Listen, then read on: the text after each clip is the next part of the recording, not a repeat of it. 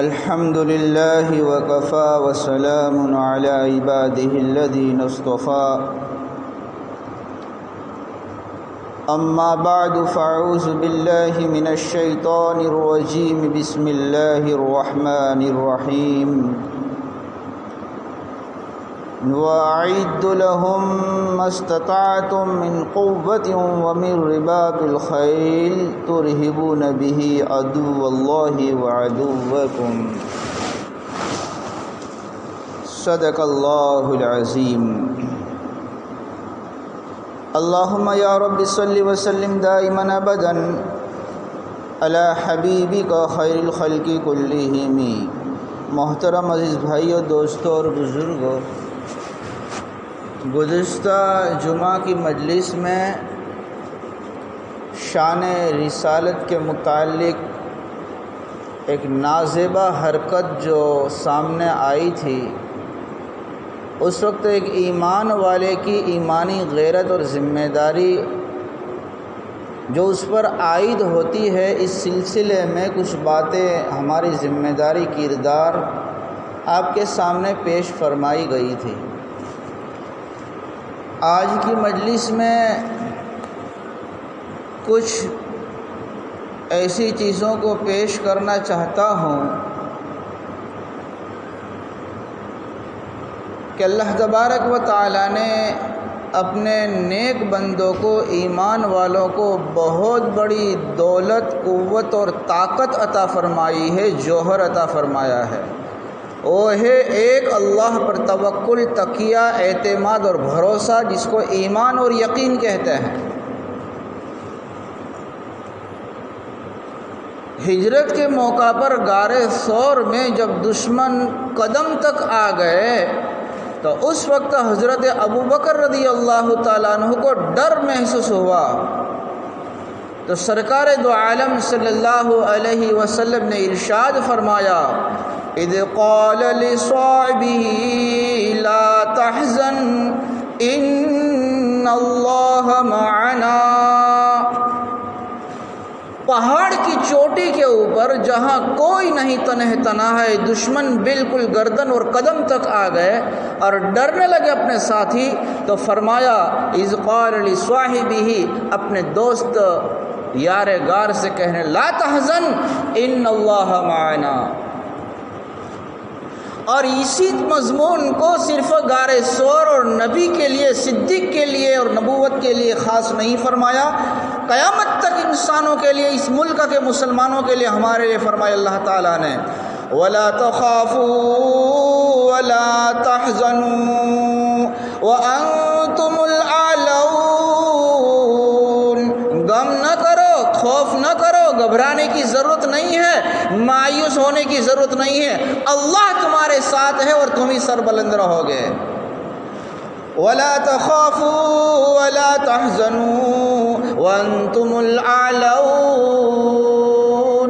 شرط مؤخر ہے، اِن كُنتُم مُؤْمِنِينَ، اگر تم حقیقت میں سچے پکے مومن ہیں، میرے بندے ہیں، میرے پر توکل اور ایک یقین اور بھروسہ کر رہے ہیں، تو ہر پریشانی کے وقت کے اندر میں تمہارا سفر اور ساتھ دوں گا. ملک کی موجودہ حالات اس وقت بہت سارے مسلمان بھائی جو ہے وہ خوف و ہراس اور ناامیدی کے شکار ہو گئے ہیں. ہمیں ایسے موقع کے اوپر کرنے کے کام کرنے چاہیے. دیکھو، ایک بات آپ کو بتا رہا ہوں، آپ کے دل و دماغ میں ڈال رہا ہوں. وقت کے اعتبار سے، زمانے کے اعتبار سے، موقع کے اعتبار سے کس وقت کون سا کام کرنا، اس کو سیکھو، یہ عقل مندی کی بات ہے. موقع شناسی، مردم شناسی، حکمت، بصیرت، دانائی، فہم، تدبر، یہ جس کو کہہ رہے ہیں نا، وَلَقَدْ آتَيْنَا لُقْمَانَ الْحِكْمَةَ، ہم نے حضرت لقمان علیہ السلام کو حکمت عطا فرمائی. تو کس وقت کون سا کام کرنا، یہ حکمت ہے. یہ ہر وقت ایک ہی لکڑی ہانکنا، ہر وقت ایک ہی دن کا کام، یہ عقل مندی کی بات نہیں ہے. کس وقت کون سا کام کرنا، اس کو کہتے ہیں ترجیحات، اس کو کہتے ہیں اہم فل اہم. افضل اور مبذول کے درمیان میں فرق کرو. یہ بھی جائز، یہ بھی دین، یہ بھی کرنے کا، یہ بھی کرنے، لیکن اس وقت تقاضا کیا ہے؟ مسلمان اور ملت کا تقاضا کیا ہے؟ نسلوں کا تقاضا کیا ہے؟ ملک و ملت کا تقاضا کیا ہے؟ اس وقت ہمیں کون سا کام کرنا چاہیے؟ ایسے ملک و ملت کی فکر کے لیے تفکر ساعت خیر من ساعت 60 سنہ، ایک گھڑی کا دین کے لیے غور و فکر کرنا کبھی 60 سال کی عبادت سے بڑھ جاتا ہے۔ اگر ہم نے 100 سال پہلے، 60 سال پہلے، 70 سال پہلے اگر یہ پلاننگ، منصوبہ بندی، اگر ہمارا فیوچر اور مستقبل کے بارے میں سوچا ہوتا، آج یہ دن نہ ہوتے۔ میں اس سلسلے میں چند باتیں آپ کی خدمت میں پیش کر رہا ہوں۔ اللہ مجھے صحیح، سچ، حق کہنے کی، سمجھانے کی اور ہمیں اس پر عمل کرنے کی توفیق نصیب فرماوے۔ لیکن ہم آتے ہیں دیر سے، خیر جتنے بھی آئے ہیں بہت مبارک ہے، دوسروں تک یہ پیغام پہنچائے، بڑوں کی باتیں ہیں۔ بہت بڑے لیڈر اور سپہ سالار صحابہ اکرام میں سے ان کا نام لیتے بھی لطف آتا ہے۔ حضرت عبداللہ ابن عمر ابن عاص رضی اللہ تعالیٰ عنہ، ان کے والد محترم حضرت عمر ابن عاص، مصر کے فاتح ہے، یہ حضرت عمر کی طرف سے بھیجے گئے تھے۔ ان کا قول ہے، فرماتے ہیں کہ میں نے ریسرچ کیا پوری دنیا میں عیسائی اتنے غالب، فتح مند، کامیاب کیوں ہے؟ عیسائی ہر جگہ عیسائی عیسائی عیسائی، کرسچن، پوری دنیا میں دیکھو عیسائی کا، پوری دنیا میں سب سے زیادہ عیسائی اس وقت کے اندر، پھر مسلمان ہے۔ یہ کیا وجہ ہے؟ تو فرمایا ان عیسائیوں کے اندر میں نے غور کیا، اس کی کامیابی کی، فتح کی۔ اگر ہم بھی کامیاب ہونا چاہتے ہیں، ان چیزوں کو آج ہی سے اپنی زندگیوں کے اندر عملی جامہ پہنانا شروع کریں۔ چاہے ایک فرد، ایک گھر، ایک قوم، ایک محلہ، ایک قبیلہ، ایک صرف اپنی مسجد کے اندر، اپنے گھر کے اندر، لیکن اس کو عمل واری کریں۔ ہر ایک کہے گا دوسرا کریں گے تو کبھی نہیں ہوگا۔ حضرت عمر ابن عاص رضی اللہ تعالیٰ نے 4 باتیں فرمائی ہے۔ احلم الناس عند المصیبتی، اسرعهم افاقۃ بعد المصیبتی، اوشکہم کرۃ بعد الفرۃ، ومنعہم من ظلم الملوک۔ یہ 4 باتیں فرمائی۔ عیسائی سب سے زیادہ پوری دنیا میں زیادہ بھی ہے اور غالب فاتح ہیں، اور حکومتوں پر اس لیے بیٹھے ہوئے ہیں کہ ان میں 4 بڑی بڑی چیزیں ہیں۔ مصیبت کے وقت جب بھی اچانک کوئی بھی دشمنوں کی طرف سے حملہ آ جائے، آسمانی سلطانی مصیبت ہو، تو وقت ہی تھوڑا اثر ہوتا ہے، سنبھل جاتے ہیں، پریشان ہوتے ہیں۔ پھر اس کے بعد کے اندر اس مصیبت کا کنٹرول کرنے کے لیے، دور کرنے کے لیے، سپورٹ کرنے کے لیے، دوسروں کی ہمدردی کے اندر ایسے بہادر بن کر کھڑے ہو جاتے ہیں کہ چند دنوں کے اندر، چند گھنٹوں کے اندر گویا کہ مصیبت ہے ہی نہیں۔ صبر سے کام لیتے ہیں، تحمل سے کام لیتے ہیں، واویلا شرک و شکایت کے اندر ادھر ادھر کے افواہوں کے نہیں آتے ہیں۔ آئی تھی گئی، اس کو دوگنی نہیں کرنی ہے، اب کیا کرنے کا ہے، پلٹ کر کے وہ جو ہے نا وہ مقابلہ کرتے ہیں مصیبت کا۔ ایک ہمارے یہاں پر بھی کوئی بھی نجی، پرسنل، قومی، خاندانی، ملکی، ملیہ، جب بھی موقع ہو لیٹ گو کرو، جانے دو، اب اس کے بعد میں کیا کرنا ہے ہمیں۔ نمبر 2، اسرعہم افاقۃ بعد المصیبتی۔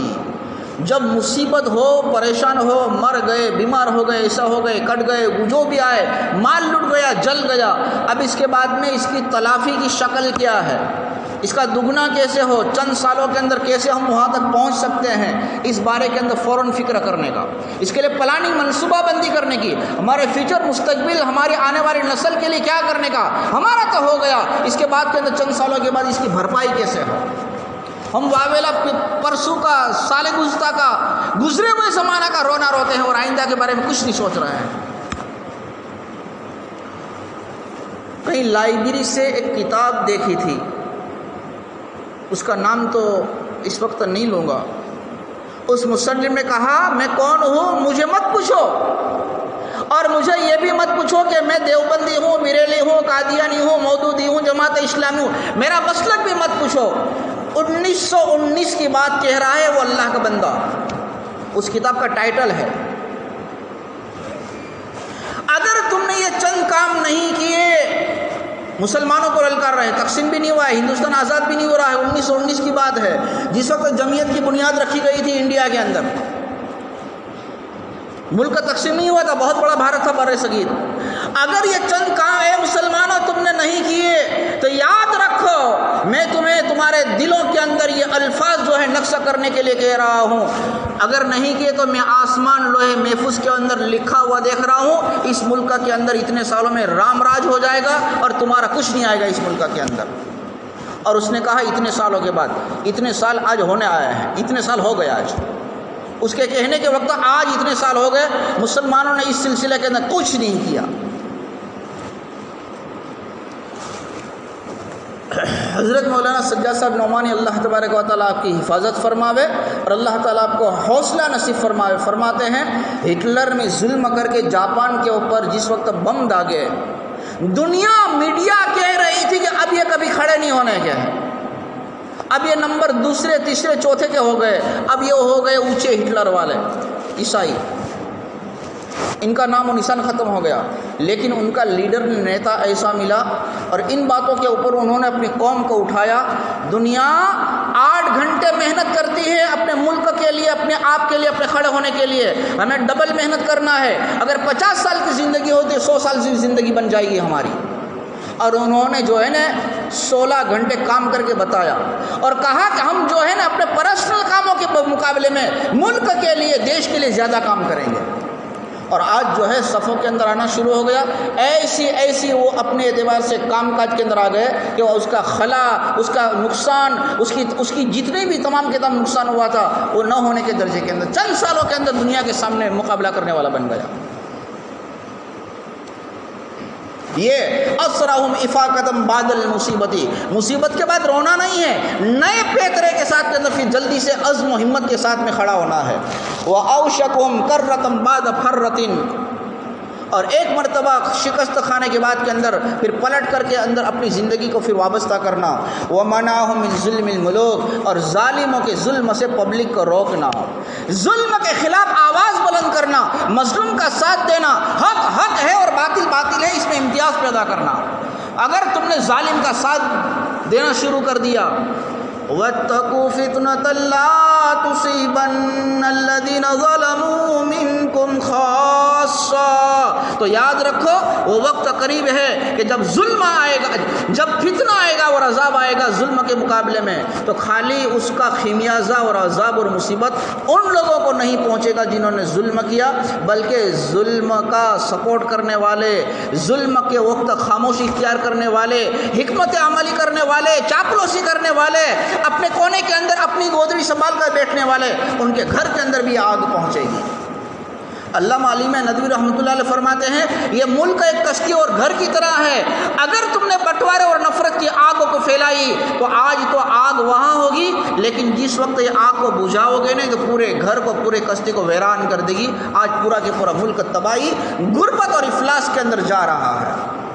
سب سے پہلے مسلمانوں کا یہ ملک ہے، سب سے پہلے آدم علیہ الصلوۃ والسلام یہاں ہیں، ہمارے ملک کے لیے قسمت کو جگانے کے لیے سب سے پہلے مسلمانوں کو آگے ہونا پڑے گا۔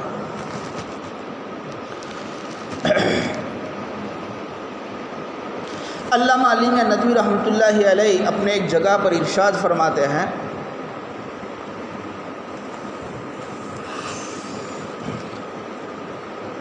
فتنہ اس کی ہمیشہ شکل صورت الگ الگ ہوتی ہے۔ فتنہ ہر زمانے کے اندر ایک ہی طرح کا نہیں ہوتا ہے، وہ اپنی شکل و صورت بدل بدل کر کے آتا ہے۔ اور فرمایا حضرت مولانا نے، یاد رکھو کسی زمانے کے اندر کوئی مصیبت ہے، فتنہ ہے،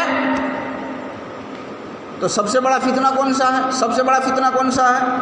یہ فرمایا نہیں، یہ سب فتنہ نہیں ہے، سب سے بڑا فتنہ ہے کہ اس وقت جو فتنہ ہو اس کو فتنہ نہ سمجھا جائے۔ ایک آدمی میڈیکل کے لیے، مطب کے لیے، کہیں لیبورٹری کے لیے اپنی تشخیص کے لیے جائے گا، اس وقت کہ اس کو پتہ بھی ہو کہ میں بیمار ہوں تو جائے گا۔ انسان اپنے آپ کو بیمار نہ سمجھے کبھی علاج کرنے کے لیے نہیں جائے گا۔ آج امت جو ہے اس فتنے کو فتنہ نہیں سمجھ رہی ہے، سب سے بڑا فتنہ ہے کہ میں بھی فتنے میں مبتلا ہوں، میرا ایمان جا رہا ہے، میری بیٹیوں کا ایمان جا رہا ہے، میری نئی نسل جو ہے وہ کہاں جا رہی ہے، اس کو انسان جو کوئی فتنہ سمجھتا نہیں ہے تو علاج نہیں کر رہا ہے۔ یہ ہے سب سے بڑا فتنہ کہ فتنے کو فتنہ نہ سمجھا جائے۔ اور حضرت نے دکھ کے ساتھ فرمایا باطل اور دشمن بڑے خم اور دم کے ساتھ، جوش اور خروش کے ساتھ، نعرے اور باجے کے ساتھ میدان کے اندر ٹمٹماتا ہوا آتا ہے۔ اور یہ امام حسین کا غلام، یہ طارق بن زیاد کا نام لینے والا، یہ صلاح الدین ایوبی کا یہ غلام اور محمد عربی صلی اللہ علیہ وسلم کا امتی، یہ خواب غفلت کے اندر خرگوش کی طرح گھر کے اندر اپنی گودری کے 4 دیواروں کے اندر سویا ہوا ہے، اور آگے کوئی توکل اللہ پر توکل کر کے بڑا ہوا ہے۔ آگے وہ لوگ 50 اور 100 سال پہلے کے پلان منصوبہ بند اور سسٹم کو بنا رہے ہیں کہ اس وقت کیا کرنا ہے، 50 سال پہلے، اور ہم جو ہے کہ کل کا بھی نہیں سوچ رہے ہیں۔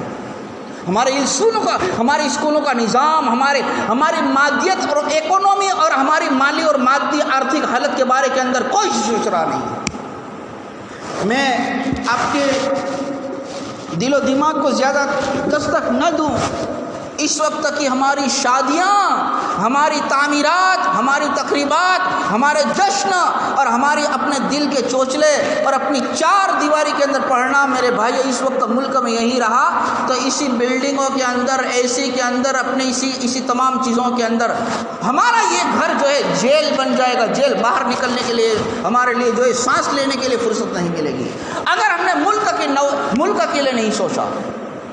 میں اپنے الفاظ کڑوے استعمال نہیں کر رہا ہوں، میں سنا رہا ہوں علامہ علیم ندوی رحمۃ اللہ علیہ کے قول کو۔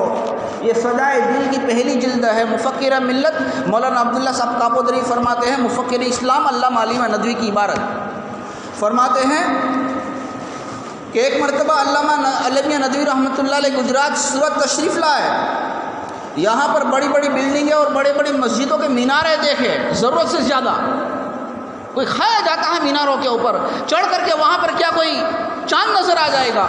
بغیر ضرورت کے میناروں پر مینار ہے۔ جب یہ شکل دیکھی صورت وغیرہ کے اندر، فرمایا کہیں مہمان بن کر آیا ہوں تو میں اچھا بیان کروں، یہ میری فطرت نہیں ہے، میرے نبی نے یہ بات نہیں سکھائی ہے۔ بیان تو اس کو کہتے ہیں کہ ڈریسنگ کیا جائے، مرض ہو اس کا علاج کیا جائے، کھوترا جائے، اس کے زخم کو صاف کیا جائے چاہے تکلیف ہو۔ میں صاف بات گجرات والوں کو کہنے کے، یہ اس زمانے کی بات ہے، اس زمانے کی 25 سال 30 سال پہلے کے۔ 2000 میں تو حضرت کا انتقال ہو گیا ہے، 21 اس لیے آپ نے دیکھی نہیں ہے۔ دعا فرمائی تھی اس صدی کو اندر میں رہنا نہیں چاہتا ہوں۔ رمضان میں جمعہ کے دن میں آپ کا انتقال ہوا۔ فرمایا بعض مرتبہ قوموں کو دماغی لقوہ لگ جاتا ہے، لقوہ۔ حضرت فرماتے مولانا عبداللہ صاحب کہ یہ جملہ مجھے برابر یاد ہے کہ حضرت نے فرمایا کہ مال رات دن ایک کر کے خرے پسینے سے پتہ نہیں کہیں کہاں فائبر میں جا رہا ہے، کہیں ناریل میں جا رہا ہے، کہیں کش تک جا رہا ہے، کہیں سمندروں میں جا رہا ہے، اور سالوں کی کمائی ایک بچے کے لیے 4 دن کے اندر پانی کی طرح برباد کر دی۔ اپنا گھر، اپنی زمین بیچ کر کے اپنا گھر، اور اس کے بعد کے اندر پنکھے اسی کے اندر آرام سے بیٹھا ہوا ہے۔ اس سے بہتر تھا اپنے بچے کو کچھ پتہ نہیں دنیاوی تعلیم یا کچھ بزنس کے لیے کچھ کرتا کہ 4-5 سال 15 سال کے بعد کچھ نہ ہوتا، کچھ کر سکتے تھے۔ اس کتاب کے اندر 1919 والے کے اندر لکھا ہے اس وقت مسلمانوں کے لیے 50 روپے کے اندر بھی دھندے کرنے بہت سارے۔ اگر تمہارے پاس بزنس کرنے کے لیے کوئی بڑی رقم موڑی نہیں ہے تو پھر بڑے ٹاٹا والوں کی حریفائی کرنے کی ضرورت نہیں ہے۔ اپنے قدم پر کھڑے 50 روپے لے کر بازار چلے جاؤ، کل جو ہے 55 روپے ہو جائیں گے، 51 ہو جائیں گے، 5 سال 10 سال کے بعد کے اندر 100 روپے ہو جائیں گے۔ یوں چلتے رہو آہستہ آہستہ، لیکن آرتھک اپنی حالت کو برباد نہ کرو۔ یہ اپنی شادیوں کے اندر، یہ اپنے گھروں کے اندر، یہ اللہ کی دی ہوئی امانت ہے۔ وَأَن مَالِهِ مِنْ أَيْنَ اكْتَسَبَهُ وَفِيمَا أَنفَقْتَ۔ کل قیامت کے دن کے اندر جہاں 5 سوال ہوں گے، یہ سوال بھی ہوگا مال کہاں سے کمایا اور کہاں خرچ کیا، پوچھو۔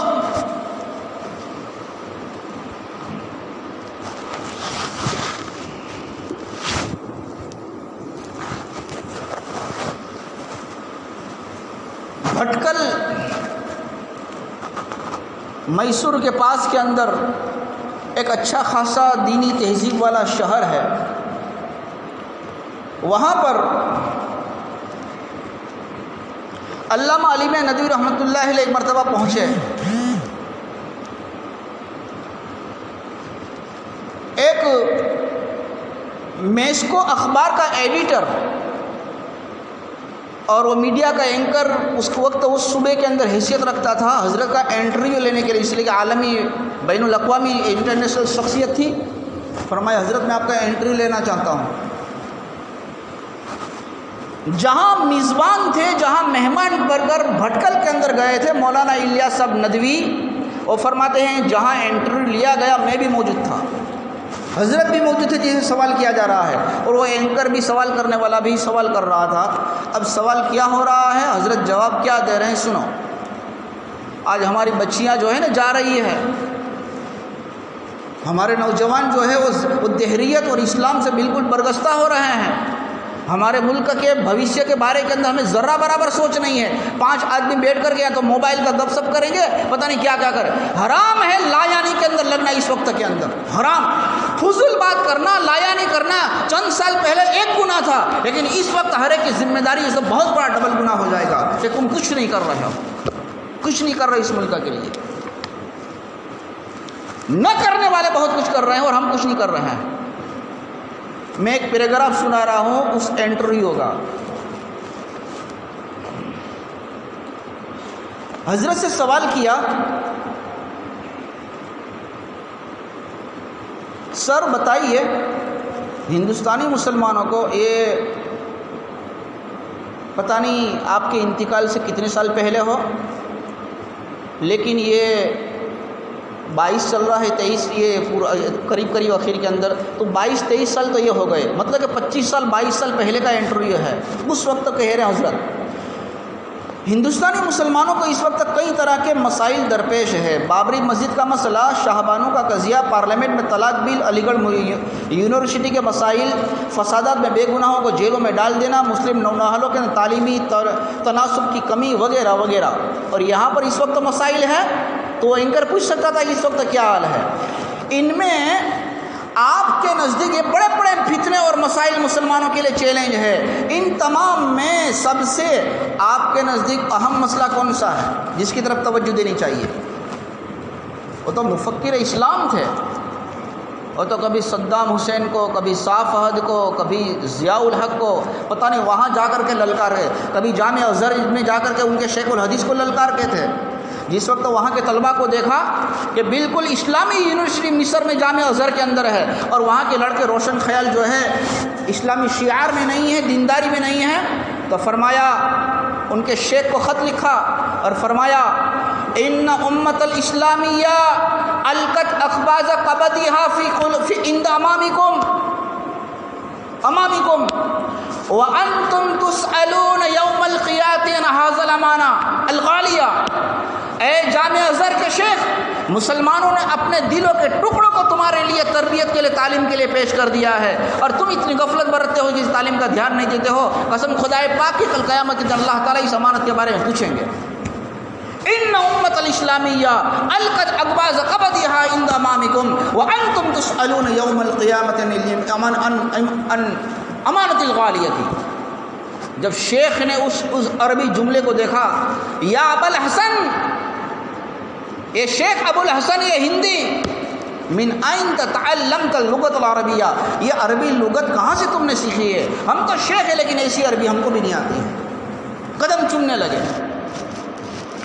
خیر حضرت نے اس وقت جواب دیا، مولانا نے فرمایا میرے نزدیک یہ سب وقتی مسائل ہے، ہواؤں کے رخ کے ساتھ کے اندر آتے جائیں گے، چلتے جائیں گے، ہر زمانے میں ہوتا ہے، کوئی نئی بات نہیں ہے، جو وقت کے ساتھ انشاءاللہ حل ہوتے جائیں گے۔ لیکن بر صغیر کے مسلمانوں کا اس وقت میرے نزدیک، اس وقت 22 سال پہلے میرے نزدیک سب سے اہم ترین مسئلہ، جس کو وہ خود مسئلہ نہیں سمجھتے ہیں، فتنہ نہیں سمجھتے ہیں، مصیبت نہیں سمجھتے ہیں، اور ان کی سنگینی اور ان کی ہولناکی کا خود ان کو اندازہ بھی نہیں ہے، وہ نئی نسل میں بڑھتی ہوئی فکری ارتداد ہے، ارتداد، اسلام سے، نبی سے، قرآن سے دل برگستہ ہو رہا ہے۔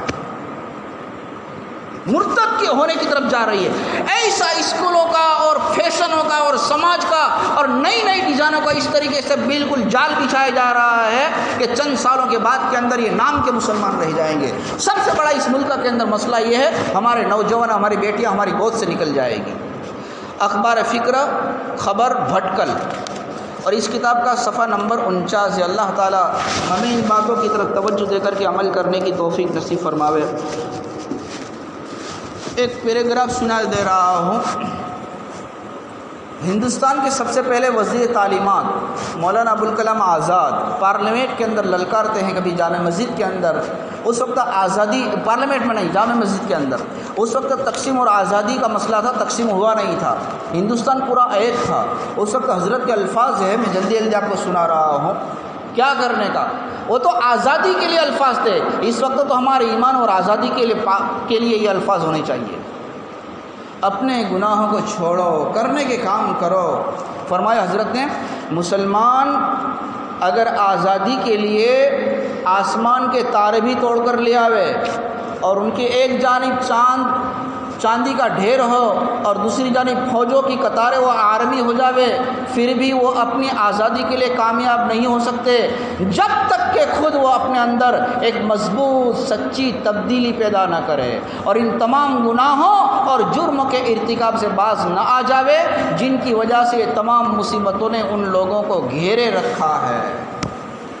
ہمیں سب سے پہلے اللہ سے تعلق قائم کرنا ہے، اپنے گناہوں سے توبہ کرنی ہے، اور پھر اس کے بعد کے اندر دانشوروں، علماء، جتنے بھی ملک و ملت کے لیے صحیح سوچ رکھنے والے ہیں ان کی باتوں کو لے کر کے ہمیں جو ہے ہر اعتبار سے آگے بڑھنا ہے۔ اللہ تعالیٰ سے دعا کرتا ہوں اللہ ہماری زندگیوں کو، ہماری جوانی کو ہمیں ان قدر کرنے کی توفیق نصیب فرماوے، اور ملک میں آنے والے حالات سے ہماری اور ہماری آنے والی نسل کی اللہ تعالیٰ حفاظت فرماوے۔ وآخر دعوانا الحمد للہ رب العالمین۔